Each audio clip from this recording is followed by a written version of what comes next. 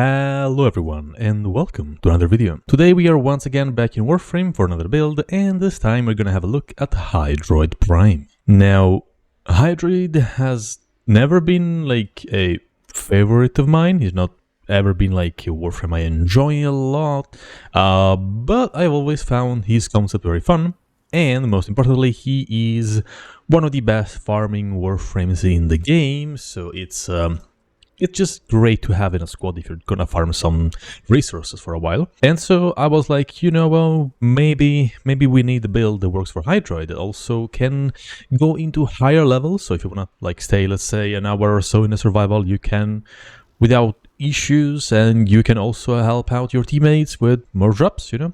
All that sounds pretty cool. So that's gonna be the focus of the build of today. And I'm also doing it for a friend of mine because they really like this Warframe. Alright, that's all the introduction, so let's jump into the build. Starting from Hydroid's abilities. His passive allows him to make enemies more vulnerable to corrosive status, meaning that the first time you apply status you remove 50% of enemy's armor, and this makes it so that he is able to armor ship enemies just by applying corrosive, which is very nice in higher level missions, because those armored enemies are a bit tougher than the usual one you've seen, because they have a lot more armor. His first ability is called Tempest Barrage, and this will summon a rain of harpoons that deal corrosive damage to all enemies in range. Then I replaced his second ability called Tidal Surge, which is just a way to move around and group of enemies and does some other things, but doesn't matter for this build, with Blood Altar, and this is because we do need a lot of passive healing, and since we are just mostly gonna be camping somewhere with this build, having Blood Altar makes it so we just have these 3 healing auras around us that will always be healing us a lot, and that's how we don't die, and how we also heal our allies, which is pretty cool. Then we have his third ability called Plunder, and by casting this ability you will pretty much steal armor from enemies and make it yours, and also gain a lot of corrosive damage for your abilities and weapons, and that's great because we have ways to use this armor to our advantage. And on top of that, our abilities will also be dealing more corrosive damage, and since all of his abilities deal corrosive damage, that just means a bigger damage output. It's not that big of a deal because it's not that much damage, but it's more passive damage, which never hurts. And then we have his fourth ability called Tentacle Swarm. And what it does is it summons this creature that has these tentacles that are able to grab enemies and hold them in the air. And since we're using the augment for the ability, these enemies that are being held by the tentacles, they have a 100% chance of dropping additional loot. And that just means they're gonna drop something else, and that will make it so you get a lot more resources. And they will also deal corrosive damage, which means they will be affected by Plunder's damage buff, and this is the build I'll be using for today's video. The main focus is gonna be building around Arcane Persistence, because this Arcane removes all your shields, but you also gain the ability to only take 500 damage per second if your armor is above 700. And that means that we technically cannot die for like 2 seconds under like very high fire from enemies, but since we are using Blood Altar, we also heal a massive amount from just having these altars around us, and that means that we should have enough healing to counter the enemy fire, enemy damage, and so we just cannot die, and that is kind of the focus of the build. On top of that, I'm also using Arcane Blessing, because with this Arcane we gain an additional 1200 HP, and that means that we can stay alive for 5 whole seconds, just taking damage and not doing anything else, which is hopefully not what you do in a mission, but if somehow it happens, you have 5 seconds of just being safe, which is great. So the modes I went for are going to be any aura you like. For me it's going to be Enemy Radar, because since it's a farming build, I like to see where enemies are on the map, so that's why I chose this one. Then I have Handspring in my extra slot, and not Prime Sure-Footed, because with the new changes coming to knockdowns that they announced in the last death stream, Prime Sure-Footed is gonna be kind of whatever, since the knockdown in and of itself can be counteracted, and even if it happens, it's gonna be like half a second of you just being unable to do something at most. So Prime Sure-Footed is not going to be that important anymore, which is nice. And, you know, I've always been talking about Handspring and how much I like this mod, so there we go. We now have a mod that we can use, and we don't have to worry about Prime Sure-Footed anymore. Okay, parenthesis closed. So moving on, we have Transient Fortitude and Umbral Intensify for a lot of power strength, and I'm also using all the Umbra mods. This way I get a lot of HP and a lot of armor, meaning I already have 800 armor at base, so our persistence is active since the mission starts, and so I don't have to like rely on my 3. So if somehow it gets removed or whatever, I still have enough armor to activate persistence. Just a little reminder that persistence will not work if you are affected by magnetic statuses or your abilities are being nullified, so keep that in mind. It's not gonna mean that you are immortal. It means that you won't die from most things. Alright, moving on, we have Prime Continuity for more duration and Stretch for more range, because we do need it since this is a farming build, so we do need some range on our Tentacle Swarm. Not that important since you can only have 20 tentacles, but I mean, you can spread them around a little more, which is nice. Then I'm using Rage so that whenever I take damage, 40% of it is converted into energy, which means I don't have to worry about energy anymore. And then we have Pilfering Swarm, which is the mod that makes it so our Tentacle Swarm has now 100% more drop chance from enemies. So yeah, that's pretty much the mods. Now for the Archon Shards, you can tweak these as much as you want with whatever you like. I do recommend having a casting speed one because his animations are incredibly slow. Everything else you can change however you like. I do have 2 Tauforge Azure Shards with health, so that I can get an additional 450, just because having more HP means you can take 1 more hit. That's pretty much it. And the other 2 are more energy max, because since I'm not using flow and he does not have that much energy at base, it's only 225. I do like having this 150 more energy to have more freedom on casting my abilities. Then for weapons, you can go for whatever you want. These are like weapons I use. I have full builds, videos dedicated to each of them. So I'm just gonna put the links on the top right corner and you can check them if you wanna do that later. As for the focus tree, I'm using Madurai because you do need the casting speed, once again, and you gain 50% from just going to Operator and going back to Warframe, and you also gain an additional 40% ability strength by doing some slings and then going back to your Warframe. So yeah, it's just very convenient for the build, and it gives us what we want. Now for the companion, I am going with a Panzer Wupperpfeiler because this guy is gonna make me have free viral on whatever enemy I want. And you can have some variations, like let's say you don't want Momentous Bond, you can go with Pack Leader, or if you want to get that additional HP on your companion, you can go with something like this that has Link Vitality instead. Doesn't really matter, but like if you want to keep your pet alive for longer, you know, there's options, and Link Vitality is going to be better than your Enhanced Vitality since, well, we have a lot of HP on this build. And then the build for the claws is just some electricity build, nothing too serious over here. Okay, so that was the build, so let's now see it in action. And as always, I'll be testing against 20 Corrupted Heavy Gunners, level 230 with Steel Path modifiers.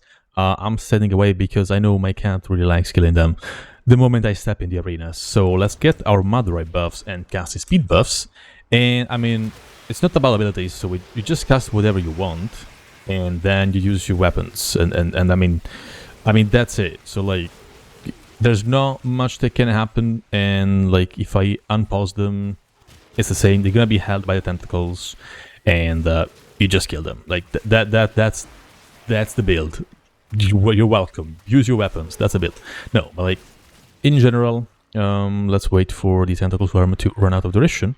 So the thing you want to do is get your Madurai buffs, as always, cast your 3, which is your plunder, and now you have crazy amounts of armor and corrosive damage, and you can see like how Handspring makes it just great to run around. Yeah, like I can just walk in enemies without doing much. Once again, I can only last those 3 seconds, and that's it. However, let's now use Blood Altar, since I forgot. And yeah, I'm just gonna stay here, get some more armor because why not? And yeah, I mean, You can die, like, there is an option of you dying, like, it can still happen. But damn, it's gonna take long. And like, there's only 2 altars, you can have up to 3, and their areas can overlap. So, yeah, this is gonna be... It's gonna be hard for you to die. Let's try this again with more enemies, because I'm not seeing a lot of projectiles. So yeah, like, you should be fine most of the time. And the amount of healing you get is a lot. It's a lot of healing. Like, we are under heavy fire from very high level enemies. I am just standing still. Like, even if I just cast my 1, it's gonna make it so they get like staggered and stuff, so they cannot attack me. So, like, there's things you can do that's gonna make your life a lot easier. This is just probably a little bit overkill even. And it's, once again, more for a camping setup, because you get your healing buddies, let's call them like that. You cast your 4, you kill the enemies with whatever you want. And I mean, that's how you play the thing. Like, you would like to have probably a Nova in your squad. You maybe want like some kind of like killing Warframe. It can be like Korra or whoever. Maybe a Necros, you know, the usual farming squad. And yeah, just by doing that, you have infinite healing since Blood Altar. You're able to CC enemies in one area, and that's it. Like, this is my area now. Nothing is allowed to come near me anymore. And on top of that, I mean, you have your weapons. So damage is not gonna just be an option. Like, you do have the option of using your weapons, which means you have the damage. And yeah, on top of that, you get a massive boost in corrosive damage with your 3, and armor strip on anything. It's pretty cool. It's actually a pretty cool build, and you can put this tentacle creature pretty much wherever you want. Like, there's just, the only limit is your imagination. So like, if let's say I wanna lock a hole that's like a corner, I just do it like this. It's on the side now, and you can like stand behind it. And yeah, like, there's options. There's many options. You can even put it on the ceiling, which is pretty funny. So yeah, you know, do your thing, have fun, and well, yeah, don't die, I guess, because you cannot. And yeah, that is pretty much Hydroid Prime. Once again, you just will have a really hard time dying. Just keep an eye on your durations. If you're playing in a squad, you might need to get some more energy from somewhere else, since relying just on rage or hunter adrenaline can be a bit meh in a squad, since, well, everybody is killing things and you may not get enough energy. But like, for just being safe, not relying too much on shields and just all those things, I think this is a fun option to have. And yeah, just let me know what you think about it. Let me know what you've been doing with it, if you tweaked it, you know, all the things. I do enjoy when there's conversation, and optimizing my builds through your help makes these videos a lot more fun for me. Alright, I'm gonna leave you guys to the showcase now, where it's just me for 10 minutes in a survival with like cool music in the background. You can put that in the background if you're watching this while doing homework somehow, or cleaning your house, you know, just put the video in the background. There's gonna be cool music from now on, not me yapping, so there's that. But yeah, thank you so much for watching. If you enjoyed the video, remember to leave a like, and if you like this content, consider subscribing. I wish you a beautiful rest of the day. Thanks for watching, and bye-bye.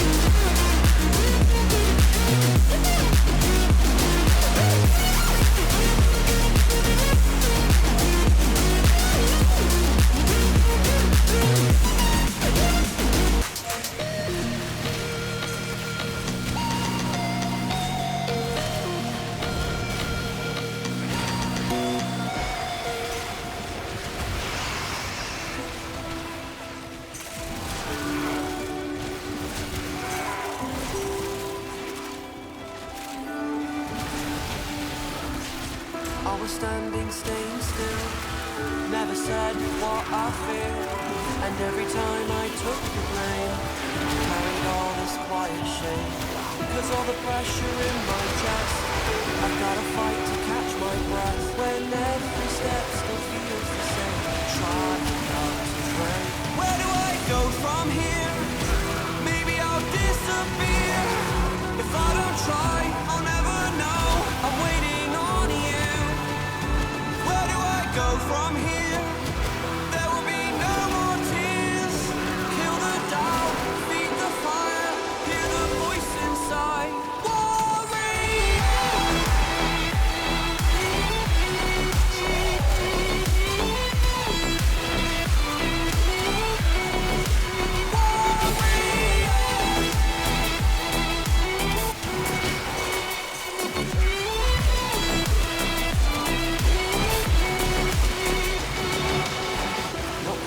It's my turn this time. They took a shot, now I won't mind. Before they rise, I take the lead. So this is how it feels. Where do I go from here? Maybe I'll disappear. If I don't try, I'll never know. I'm waiting on you. Where do I go from here? There will be no more tears. Kill the doubt, feed the fire, hear the voice inside.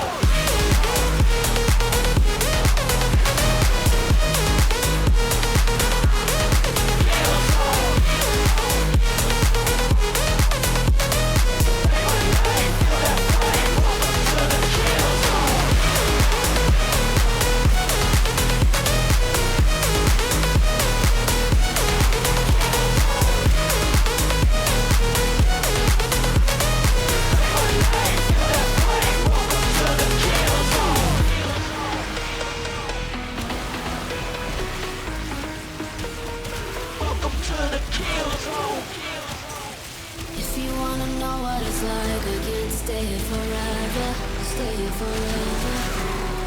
Baby, I'm just keeping it real. You hold me down under weather.